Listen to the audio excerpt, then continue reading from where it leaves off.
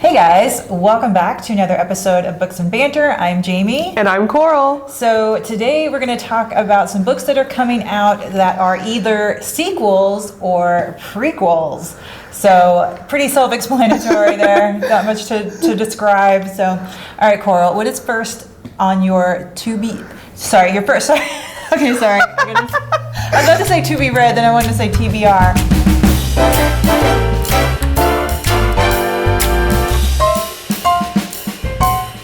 Coral, what's first on your TBR list? So, little spoiler, this one's not on my TBR list anymore because thanks to NetGalley and HarperCollins, I already got a preview of this one.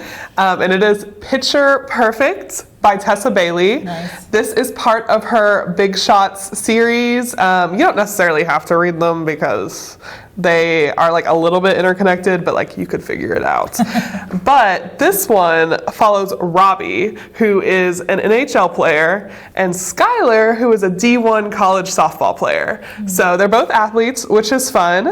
And as someone who has read a lot of Tessa Bailey and who has read all four in this series, this might be Tessa Bailey's best book. Wow. I'm gonna say it. It might be her best book. It's really fun. It's like the perfect amount of silly, but also like a little bit serious enough to where you're like, hey, I'm actually invested in these characters, and they aren't making me want to pull my hair out, which sometimes happens in romance novels. We know. But essentially, Robbie and Skylar have this kind of meet up because Skylar's brother and one of Robbie's teammates is like kind of feuding a little bit. So they end up playing this like pickup game of baseball against each other, and Skylar can pitch because she's a D1 college softball player, and Robbie kind of just falls head over heels for her instantly. But the thing is, Skylar is in love with her brother's best friend. So she thinks. And so Robbie's kind of like a lovesick puppy in this a little bit, but it works. Trust her. Trust me. And so essentially, he's like, hey, what if we made him a little jealous? What if we pretended to date? Oh, Fake dating. This is going to hit a lot of tropes for us people. And so she's like, sure, my family actually does this like in-family competition every year. And the person, my best friend who I normally team up with, she is unable to do it this year. So how about you come to my family's like a cabin and compete in these games with us? And Robbie's like, yeah, because he's a little desperate. Right. A little bit. But it's really fun. I feel like the characters have a lot of heart in this one. I feel that it is really easy to cheer specifically for Skylar because she's so determined and she's so talented, and there's something about her that's so authentic and you really just want to cheer for her. It has Tessa Bailey's iconic dialogue. It's definitely just a must-read for sports romance fans and just Tessa Bailey fans in general. But yeah, this one's expected in September. Nice. Okay, so the first one on my TBR list, because I have not gotten it yet, is We Love You, Bunny by Mona Awad. So this is a sequel to the book Bunny, in which Samantha McKay was a lonely outsider at a highly selective MFA program in New England. And at first she was ostracized, but then she was accepted into this clique of, I love this description, creepy, sweet rich girls who all call themselves Bunny. So Samantha was led into their world of off-campus workshops where monstrous creations were conjured with deadly consequences. So, yeah. And so in this book, Samantha has now written her first novel, and I guess it is based on her experiences because she's at a New England stop on her book tour where her one-time frenemies show up, and they are furious at the way that she has portrayed them. So they kidnap her. So now it's hers and our turn to hear their side of the story. And so one by one, they take turns and recount the birth of their alliance and their discovery of their unusual powers. So this is actually both like a sequel and a prequel. And according to the book description, it's also its own standalone novel. So it can be anything you want it to be. Exactly. So I think this sounds like a fun, wild ride. I love dark academia stuff, and the reviews are great. Library Journal says it is Bookstagram-worthy dark academia that's alarming, allegorical, and nuanced.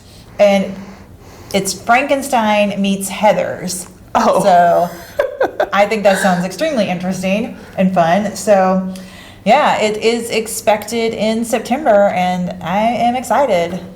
That sounds wild. Yes, definitely. So the one next on mine, many of you fans may know what's next on mine. We've all been waiting for it. It's the sequel to Bride. It's called Mate. It's by Ali Hazelwood.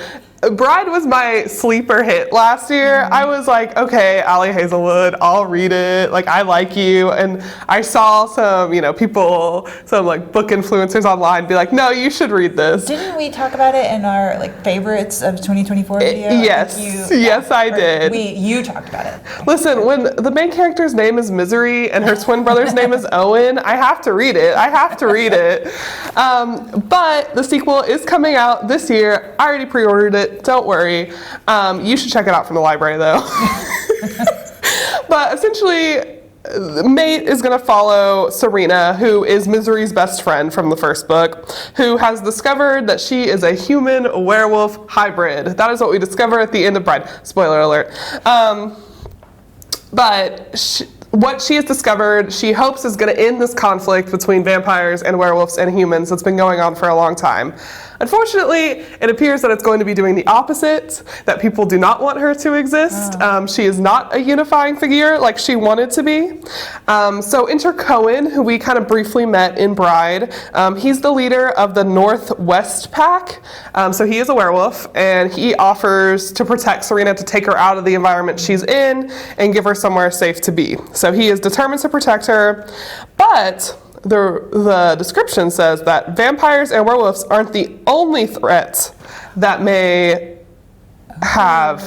be existing in this book. So I don't know what Ali Hazelwood is going to do. What else is there going to be? I don't know what else she's going to throw at us. I know that I'm excited. I know that I've been excited since it was announced.